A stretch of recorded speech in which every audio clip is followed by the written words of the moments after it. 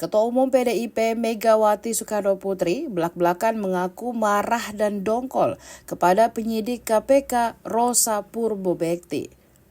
Megawati mengaku kesal ke Rosa usai memeriksa Sekjen PDIP Hasto Kristianto karena dikaitkan dengan kasus Harun Masiku.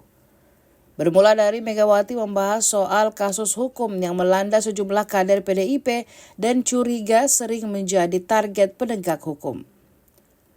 Termasuk soal nasib Hasto yang belum lama ini diperiksa. Kata Megawati, Hasto menceritakan soal penyidik KPK yang melakukan penggeledahan bernama Rosa Purbobekti.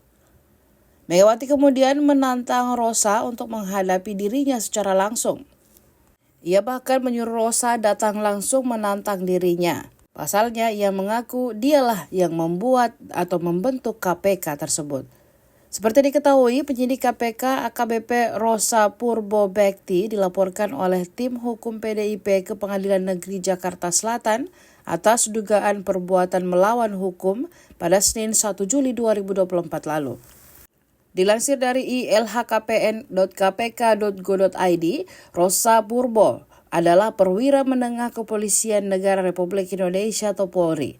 Dia adalah penyidik KPK dari Polri. Lulusan Akpol 2006 itu bergabung ke KPK sejak tahun 2016 lalu. Ia pernah menduduki jabatan sebagai fungsional Direktorat Penyidik dan Deputi Bidang Penindakan tahun 2016 dan Spesialis Penyidik Muda dan Deputi Bidang Penindakan dan Eksekusi KPK pada tahun 2017-2020. Setelah menjabat sebagai spesialis penyidik muda, Rosa mengemban tugas sebagai penyidik muda pada tahun 2021 hingga 2022. Berdasarkan catatan laman KPK pada Desember 2023, Rosa menduduki jabatan sebagai penyidik tindak pidana korupsi ahli media pada Deputi Bidang Penindakan dan Eksekusi. Selama di KPK, Rosa pernah menangani sejumlah kasus besar, termasuk kasus IKTP yang menjerat banyak pejabat negara, termasuk mantan Ketua DPR RI Setia Novanto. Rosa juga tergabung dalam tim OTT Komisioner KPU Wahyu Setiawan.